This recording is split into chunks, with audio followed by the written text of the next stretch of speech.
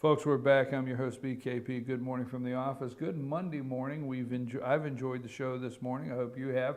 706-889-9700. That is my number 24/7. You can reach us here or chief@fetchernews.com.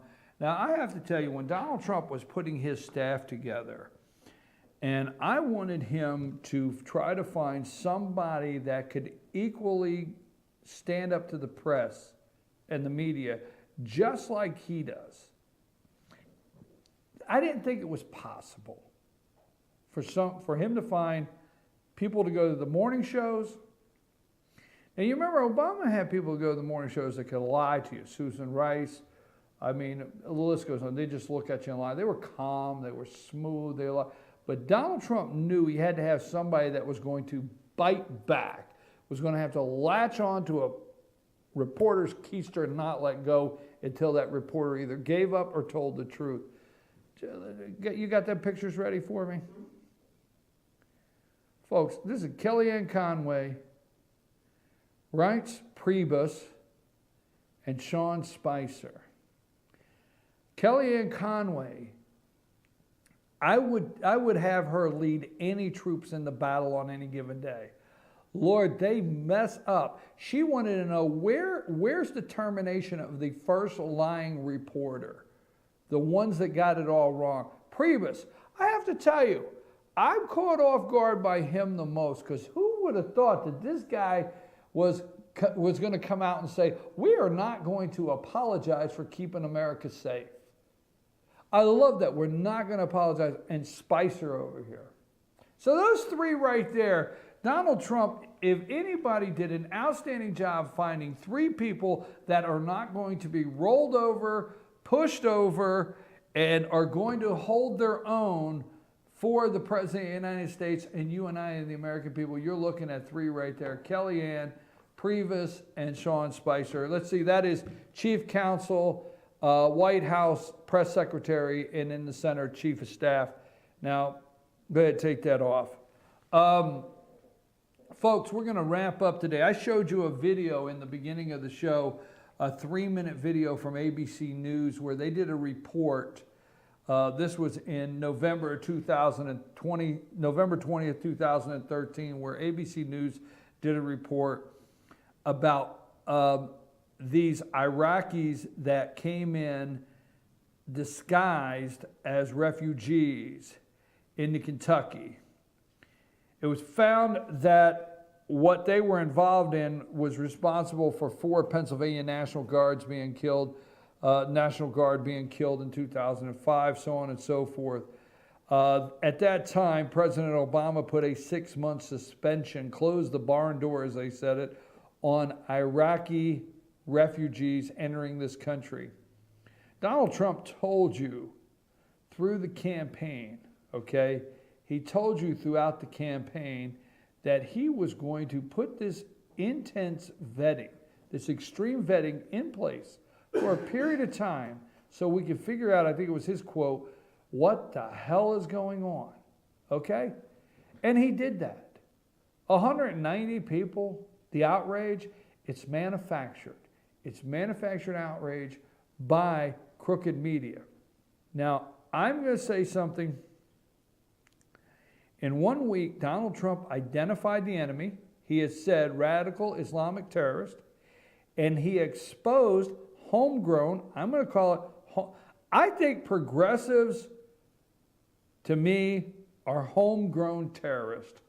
And I think George Soros should be brought up on trying to bring down this country. He should be brought up on charges for trying to bring down our country, okay? And if Julian Assange is held up in the Ecuadorian embassy in London or wherever he's at, George Soros should have to be putting his stuff out the same way. He needs to find a country that will hold him up, but he needs imprisoned. That's my opinion. Needs imprisoned. They're radicalized here at home, these progressives, and we need to do something about it. We need to put a stop to it. I've asked for Martha Raddatz to be fired from ABC. She couldn't even watch her own report. I think she should be let go. I think we should see a whole list. I think before ABC, NBC, CBS can be taken serious, CNN again, they should send out a list of reporters and correspondents that they've dismissed based on false, fake news stories and headlines. You know, I watch all the morning shows. I watch Chuck Todd. I watch the guy on CBS. CBS, you got a problem when somebody can't remember who's doing the show. I'm serious. The guy on CBS, I watch Martha Radis, and I watch Chris Wallace. I do not watch CNN. Okay, what is it called? State of the Union or something? I do not watch CNN for just that particular reason. CNN has gone so far, I refuse to even watch any of their programming. But I do watch that to find out what direction they're going in. And even Fox News, Chris Wallace yesterday, they could have led with telling you that what President Trump did was not unconstitutional. Instead, when they did the bullhorn of Pocahontas, Elizabeth Warren, yelling at the crowd that this was unconstitutional, they did not come back, any of the four networks, to my knowledge, and say, although Elizabeth Warren was trying to rally people about the unconstitutionality of the executive order, our legal analysts say that judges will defer to the president's authority in making this decision on who enters the country. No, they didn't do that I'm aware of. When Chuck Schumer was making the phony accusations concerning the tears coming down the Statue of Liberty's eyes at this time, nobody really held him to account. Bipartisan outrage. Watch for it on a daily basis. The Muslim ban, they have backed away from the Muslim ban, but they want to tell you it's a religious test. Okay? Religious test. The Muslim ban. Donald Trump tweeted out, this is on Donald Trump's Twitter feed 25 minutes ago, where was all the outrage from Democrats and the opposition party, the media, when our jobs were fleeing our country? Folks, this is manufactured outrage. What I did today is I put behind me just a picture of, you see how much stuff that guy has in the scanner in the basket to my left, over here. Okay, there you go. There it is. I'll find it in a minute. Look at that, okay? In that basket. Look, all right?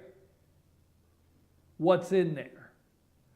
Look at this guy over here on the other side taking his shoes off, okay? We're having to get dressed at the airport, undressed at the airport. They take our shampoo, they take our Listerine, they take our lotion.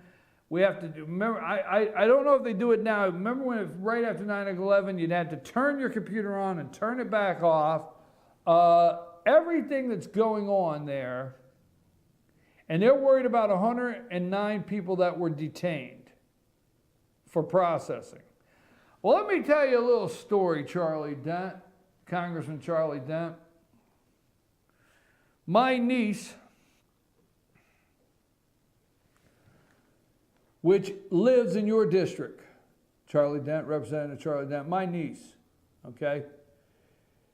She is autistic. She's legally deaf. She's legally blind. She has hearing aids. She is noticeably disabled, noticeably, okay? Legally blind, can see colors, flashes of light, legally deaf, autistic, I was in a hospital in Orlando, Florida with this young lady. She's now about 28. This was about 10 years ago maybe. And I was in an Orlando hospital with this young lady and my brother while she was going through surgery and getting a spinal tap to try to remove fluid from her spine and her brain that was causing difficulty. And after that surgery, she recovered just enough to be able to fly home to your district, Charlie Denton, Pennsylvania. I drove my brother and his daughter with a wheelchair, noticeably, to the Orlando airport. This young lady gets all out of sorts if things don't work a certain way. We go up to the TSA agent, and I want to thank each and every one that work hard to keep us safe here on a daily basis. We go up to a TSA agent, and we're in a wheelchair. This young lady's in a wheelchair. They were not satisfied till we got this kid's shoes off. We got this kid's hearing aids off. Now this kid is really upset now because she can't even hear the tones. But they were not satisfied till we almost stripped this kid down to go through that scanner that had just got a spinal tap and a surgery and was noticeably in the wheelchair for a reason. Now, I'm okay with that. I've gotten over that. That upset me that day. That upset my brother that day. We were very upset with them and the way she was treated. And I've gotten over that. Well, let me tell you something, Charlie Dunn. The 109 people that were detained at the border did not have the rights that this person in your district that lives there today as a U.S. citizen does not have the rights to enter this country. And I've about had it with you people out there that are always looking at the political fallout and not the priority of serving your district, serving the people that elect you, and having to make sure America first at all times. I've about had it with you people. I'm serious. I will work as hard as I can for primary challengers. I'm going to say this right up front. I have very little effect, but what effect I do, any Republican that joins bipartisan outrage with the likes of the lowlifes of Elizabeth Warren, the lowlife of Chuck Schumer, the lowlife of Nancy Pelosi, and the list goes on. I will work as hard as I can for those bipartisan outraged Republicans to get a primary challenger and be defeated. Anything I can do. Because I agree with Donald Trump, it's time to make America safe again. It's time to make America great again. And it's time to focus at home. Take care of home first, period.